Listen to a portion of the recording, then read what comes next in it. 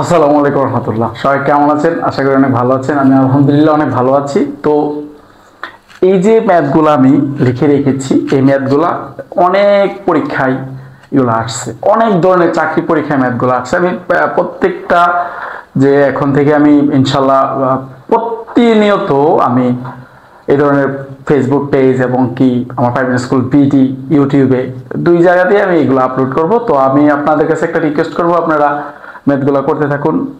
শতকরা প্লে লিস্টে শতকরা কিছু নিয়ে পাবেন। তো একদম সহজভাবে আমি এই ম্যাথগুলো বোঝানোর প্রসেসিং ইনশাল্লাহ করব। তো আসুন আমরা ম্যাথগুলো সমাধান করি।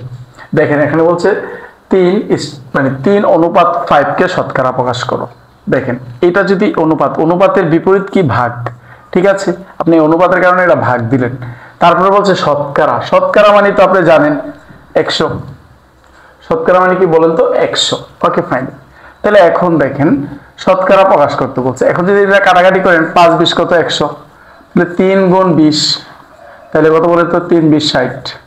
তাহলে আমার কত হইলো? 60%। কত হইলো বলেন তো? 60%। আমি আবারও বলতেছি, এই যে অনুপাত থাকলে আপনি ভাগ, অনুপাতের বিরুদ্ধে ভাগ আপনি ভাগে রূপান্তর করবেন। শতকরার জন্য 100, তারপরে দেখেন 5 20 100, তো 3 গুণ 20, তাহলে 3 20 60। তো আমার অ্যান্সারটা কিন্তু হয়ে গেল। তারপরে দেখেন যে এটাও সেম একইভাবে করবেন, 7 10/7 গুণন এই যে 100। এবার দেখেন 10 10 কত? 100, 10 10 কত? 100, তো 7 গুণন 10, 7 গুণন 10, তাহলে কত? 7 10 কত? 70, 7 10 কত? 70। তো আমি সহজ থেকে আসলে আস্তে আস্তে করে আমি কঠিন ম্যাথগুলো আলোচনা করব। তো আসলে আগে কিন্তু আপনাকে সহজগুলোই শিখতে হবে।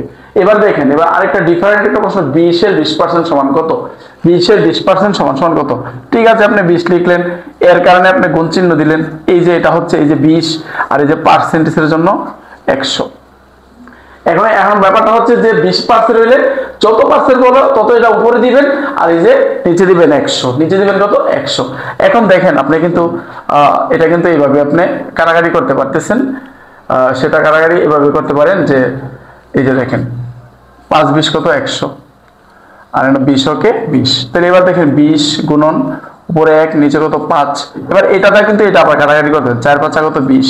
তাহলে এবার কত? 4 গুণন 1, তো 4 ওকে 4, 4 ওকে 4। দেখেন কত সহজ ভাবে আপনি করতে। আমি আবারও বলতেছি, এখানে যে জিনিসটা থাকবে এটা আপনি উপরে বসাবে, ঠিক আছে? যত থাকবে তত আপনি উপরে বসাবেন, আর এই যে পার্সেন্টেজের জন্য কত দিবেন? 100 দিবেন। তাহলে দেখেন 5 20 কত? 100, 20 ওকে 20। তাহলে এবার 20 গুণন 5, 4 5 কত? 20, তাহলে 4 ওকে 4। এবার দেখেন 50 এর 10% কত? 50 এর 10% কত? 50, এর কারণে গুণ দিলেন, উপরে আছে 10, এই জন্য 10 দিলেন, আর নিচে দিলেন কত? 100, নিচে দিলেন কত বলেন তো? 100। এখন এই যে দেখেন 10 ওকে 10, 10 10 100। তাহলে এবার দেখেন 50 গুণন 1, আর নিচে কত? 10। এবার দেখেন তো 5 10 কত? 50, তাহলে 5 গুণন কত? 1, তাহলে 5 ওকে 5।